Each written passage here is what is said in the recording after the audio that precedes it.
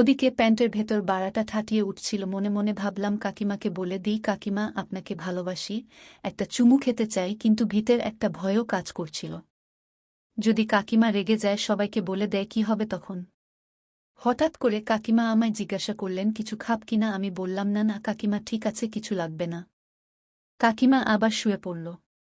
খুবই গরম, পাখাটাও যেন ঘুরতে চাইছে না। কাকিমা হঠাৎ নিজের হাত দিয়ে পায়ের দিক থেকে শাড়িটা টেনে তুললেন কিছুটা। পা দুটোকে ফাঁক করে শুয়ে রইলেন। শাড়িটা হাঁটুর উপরে তুলে দিলেন। গরম লাগছিল বলেই এমনটা করলেন বুঝতে পারলাম, কিন্তু সত্যিই কি তাই?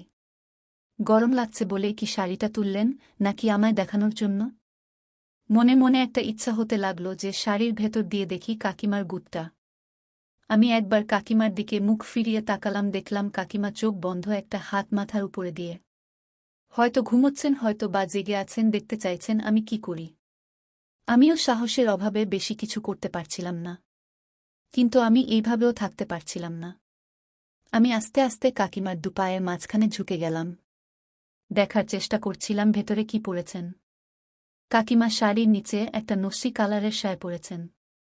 কাকিমার হাঁটু দুটো খুব সুন্দর, একটাও লোম নেই। হাঁটুর উপরের থাইগুলো কিছুটা করে দেখা যাচ্ছে, থাইগুলো বেশ মোটা চওড়া। মনে মনে ভাবলাম, কাকিমার বর মানে কুণ্ডুর বাবা ভালোই মজা নেয়। কুণ্ডুর বাবার সাথে আমার খুব একটা দেখা হয় না, কারণ দিনের বেলা অফিসে থাকেন, রাত্রে আসেন বাড়িতে। কাকু কাকিমাকে হয়তো চোদেন মাঝে মাঝে, কিন্তু আমি যদি কাকিমার বর হতাম তাহলে কাকিমাকে রোজ চুদতাম।